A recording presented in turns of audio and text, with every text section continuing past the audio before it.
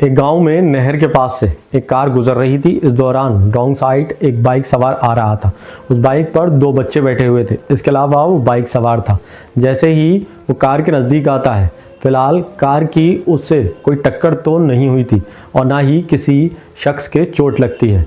ना उस बाइक सवार को चोट लगती है और ना ही उन दोनों बच्चों की चोट लगती है। लेकिन बाइक सवार उस कार चालक पर झल्लाता है और कहता है कि तुम सड़क पर ठीक से चल भी नहीं सकते। दोनों में बहसबाजी होने लगती है। तभी स्थानीय लोग मौके पर आते हैं और मामले को शांत करा देते हैं। तभी बाइक सवार अपनी राह पर चल देता है। इस दौरान कार चालक थोड़ी दूर पर पहुंचता है।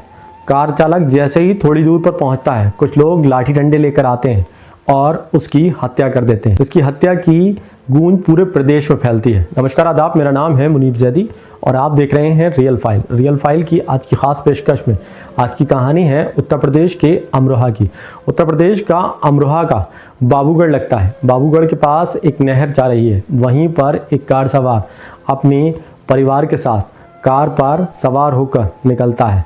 उस दौरान रास्ते में रॉन्ग साइड से एक बाइक सवार आता है। उसकी बाइक पर दो बच्चे बैठे होते हैं। फिलहाल जैसे ही वो नज़दीक आता है, तब कार वाला फ़ौरन ब्रेक ले लेता है। हालांकि उस बाइक सवार को चोट तो नहीं लगती, ना ही वो बाइक सवार गिरता है और ना ही उन बच्चों के चोट लगती है। लेकिन बाइक सवार गुस्से में चिल्लाता है और कार चालक को कहता है कि तुम लोग ठीक से गाड़ी भी नहीं चला सकते। दोनों के बीच बहसबाजी होने लगती है। बहसबाजी इतनी तीखी हो जाती है कि हाथापाई की नौबत आ जाती है। लेकिन राह चलते राहगीरों ने उनको समझा दिया जाता है। वो लोग कहते हैं कि ना आपकी चोट आई और ना ही इनका कोई नुकसान हुआ, ये बात को यहीं ख़त्म करो। बाइक सवार को गुस्सा था, वो वहाँ से उस दौरान चला जाता है। कार सवार के महिला थी, वो बार बार उस कार सवार से कह रही थी कि आप भी किन लोगों के मुंह लगते हैं। मैं कहती हूँ कि आप बात को यहीं ख़त्म करें और गाड़ी को आगे बढ़ाएं। कार सवार बार बार यही बात कह रहा था कि गलती उस बाइक सवार की थी, वो रॉन्ग साइड आ रहा था। इस दौरान कार सवार मुरादाबाद की ओर चलने लगते हैं। कार सवार जो गाड़ी चला रहे थे, उनका नाम था राशिद हुसैन, जो सिविल जज जूनियर डिवीज़न के पेशकार थे। उनकी उम्र थी 38 साल और वो जज के पेशकार होते हैं। वहीं अमरोहा में जज के पेशकार होते हैं।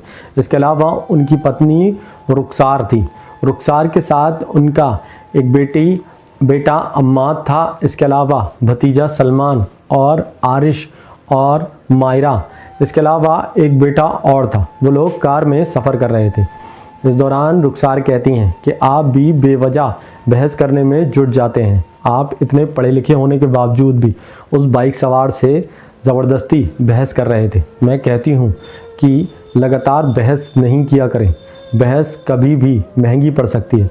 तब वो कहते हैं कि मैं बहस नहीं कर रहा था, वो लगातार मुझसे उलझ रहा था, वही रॉन्ग साइड आ रहा था। रॉन्ग साइड आने की वजह से उसका एक्सीडेंट हो सकता था, लेकिन फिर भी वो बच गया। ऊपर से हमसे ही वो बहस कर रहा था। इस दौरान आपस में बात कर ही रहे होते हैं। बातचीत का सिलसिला दोनों पति पत्नियों का अभी कार के अंदर ख़त्म नहीं हुआ था। तकरीबन 2 किलोमीटर गाड़ी अभी चली ही थी। हसनपुर के पतगोई के पास पहुंची थी। तभी 7 जने हष्ट-पुष्ट लोग लाठी डंडे लेकर बाइक पर सवार होकर उनकी कार के सामने खड़े होते हैं। वो जैसे ही गाड़ी रोकते हैं, गाड़ी के सामने वो 7 लोग आ जाते हैं और कार चालक को निकालकर, यानी कि राशिद हुसैन को निकालकर वो उनके साथ पहले बहस करते हैं। उसके बाद मारपीट शुरू कर देते हैं।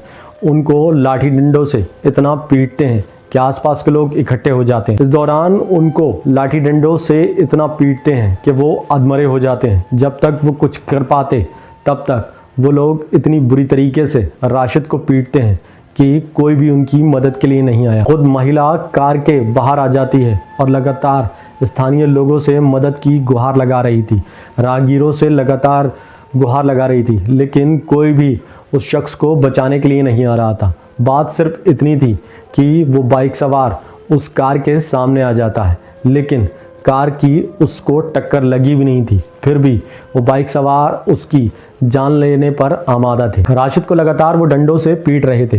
गाड़ी के अंदर मासूम बच्चे बिलख रहे थे।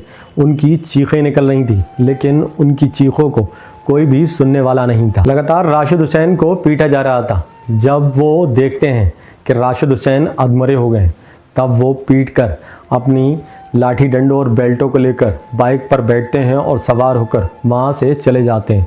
महिला रुखसार काफ़ी चीख पुकार कर रही थी, लेकिन कोई भी उसकी मदद को नहीं आया।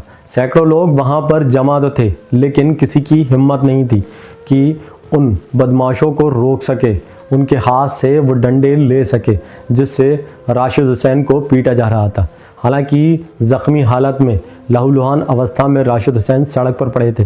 स्थानीय लोगों ने इतनी मदद की कि उनको अस्पताल ले गए, जहां उनका इलाज कराया गया, लेकिन इलाज के दौरान राशिद हुसैन दम तोड़ देते हैं। वहीं ये वीडियो सोशल मीडिया पर जब वायरल होती है, उसके बाद पुलिस इस मामले में संज्ञान लेती है। 112 पर किसी ने पुलिस को सूचना दी।